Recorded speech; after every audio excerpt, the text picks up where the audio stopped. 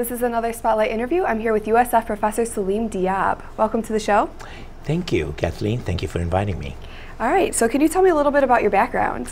I'll be happy to. I don't know how far back I should go, but I'll go as far back as when I came to the States in 1969. I had a scholarship I grew up in Nazareth, Israel, actually. Wow. And I went to a Catholic school, Franciscan of all schools, very private as a Catholic. And I received a scholarship at the University of Nebraska at Kearney State. Way back in '69, 4 years of college. I got a bachelor's degree in chemistry and then a master's degree later on in chemistry, physical chemistry to be exact, from Wichita State University in Kansas. And later on, a doctoral program at UIC here in Chicago. I got my doctorate degree in organic chemistry. So that really set the stage for me to come to St. Francis after 3 years of teaching at a small college in Iowa. Iowa Western Community College, which is a 2-year college in the southwest part of Iowa, a beautiful part of the country. And then 3 years after that, I came into St. Francis in 1979, wow. Fall of '79. So that'll make about 33 years here. It's been a wonderful ride. So what is your job here at the university? Well, my job is a professor of chemistry. I teach here organic chemistry, instrumentation. These are the areas of expertise that I have, spectroscopy. But I also branched out 20-some years ago into environmental chemistry and forensics. Forensics chemistry is really hot right now. And then we do a lot of programs for kids, which I will speak about later on for sure. Now, what made you want to go into chemistry and the different sciences? Oh boy. Well, to be honest with you, it's hard to tell. You know, the cliche is that you start by telling people that you really always wanted to be a chemist. Well, I don't know that. Right? All I knew is that by high school, at Terra Santa College, which is the high school that I went in Nazareth, the teacher wanted someone to wash dishes in the lab, test tubes. And I volunteered, foolishly. And that was it. I saw the labs, I put a lab coat on, I saw the glassware and the chemical reactions, and that was the beginning of many good things after that. So chemistry is a passion for me, and teaching it is even more passion. What do you find the most beneficial about your job? You know, Kathleen, reflecting back on the 33 years of teaching and 3 more at Iowa, I would say the most probably, a reflective thing for me is how I can take students where they're at in their own development of chemistry and sciences and move them along. And I see potential in them. I don't take them for where they're at only, but I can see where they can go. And that to me is the probably most satisfying feeling. And time just in itself proved that to be the case. So that's the favorite part of your job? Exactly. It's trying to figure out where I can take these students and what potential they have for the future in their career. Now, you've done a lot around campus throughout the years. That's what they say. Yeah. Could you tell me a little bit about the American Chemical Society and the National Chemistry Week? I'll be happy to. The ACS is one of the largest organizations in the world that deals with chemistry. It is a society of 165,000 members. Wow. And there is a section in Joliet actually called the Joliet section, and I've been involved with it for the last 36 years. And so we brought it to St. Francis here on a monthly basis. For example, if you see there, this is a demonstration of the National Chemistry Week at the mall here in Joliet. Now, when is National Chemistry Week? Oh, National Chemistry is a week where we celebrate every year around October of celebrating chemistry. You can see here a picture of the kids with hands-on science, showing them how to do forensics.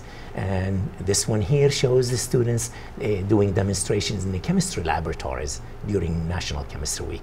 So you can see now, National Chemistry Week is a way of celebrating chemistry, and ACS sponsors that, and the Joliet section celebrates it faithfully every year for the past 35 years. And anyone can be involved? Anyone can be involved, kids, older people. It's a place for all people to come in and enjoy the joy of science. And where do the events take place? They take place on different campuses, but more recently we've been doing it in the mall. So we get all the people from the mall just to stop by, enjoy the demonstrations. That's great. And get their hands, what I call, dirty with science, yes. Now, can you tell me about the greening of campus? I'll be happy to. Greening of Campus was a project on campus here where USF had made a commitment in about 2003. And we decided that if we put together a group of people, for example, this picture shows a group of students and faculty, my colleague here, Dr. Chilton, we competed with the EPA, for the EPA $10,000 grant, and we received that to green our campus. Wow. Here is the team that worked on it. You can see a picture there of all our colleagues. But we competed and went to DC for that, and we did earn $10,000 grant. We did research on campus to conserve water, and then to create a campus that is green and beautiful and sustainable. That's wonderful. Now, can you tell me a little bit about the P3 project? Oh, the P3. One of those projects was actually the project that we took to Washington, D.C.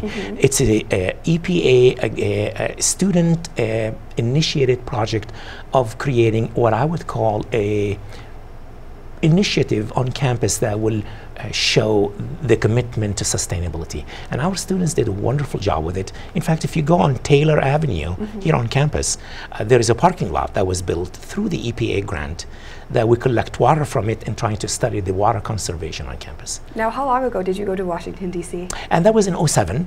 In 07, and we did not win the second phase, but we won the first phase of $10,000. And by the way, sustainability is well and alive on campus, and this project continues to be a glorious and a model for many other colleges at St. Francis. Now, you also went to the Global Warming Conference at Oxford University. Oh, yes, that's also in 07. Oh, I was busy in 07 for sure. There was an invitation that came out to about 35 scientists across the world. And then if you participate, and you will go to Oxford University, present your findings and your research on global warming, which we did. And that paper actually was presented and then published after that. And it dealt with the issue of the controversy about global warming, because global warming is not a clear-cut cases for most people. And so you can see that picture there. That's, if you look to the right there, you can see me standing there preparing for this conference. This is the Union Hall at Oxford. Here's myself there with a number of my colleagues for a banquet that we celebrated our conclusion of the conference. And again, that picture shows again the presentations. My presentation was basically about the greening of campus at this university, at Oxford University. Okay. So did students go, or was it just you and your colleagues? Just myself, actually, but myself only, and my wife came with me. Oh, wow. And so it was just a short 1 week period for this celebration. And it's been wonderful. And that paper has been published, by the way, in their forum. That's such an honor. Thank you. Thank you. Now, what is the Bolivia mission? Well, the university, through the Joliet diocese, takes a number of people every year.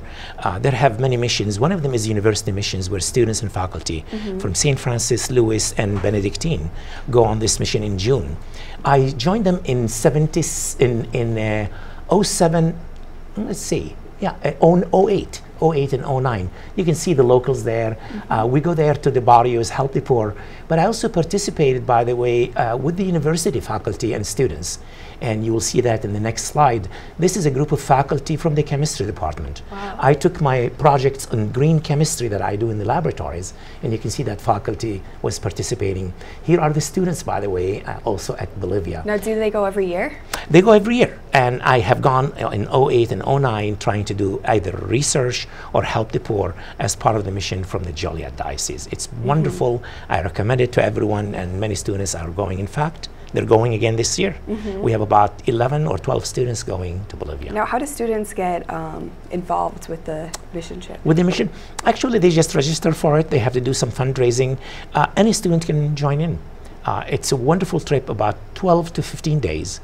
And your life will change completely when you come back, because you know the need for helping those who are less fortunate than any of us. Well, I'll definitely have to go. It's wonderful. Check You it need out. something to think, to think about it. I highly recommend it. All right, now you also teach the forensic summer camp for kids. Oh, yeah, I've been involved in forensics for about 20 years now, and I teach college classes in it. In fact, I'll be teaching this fall an advanced forensics at Lewis University, since they have the program. But I also started about 6 years ago, a program for the kids. Take a look at that picture. This is just one of many. I do forensic camp every year.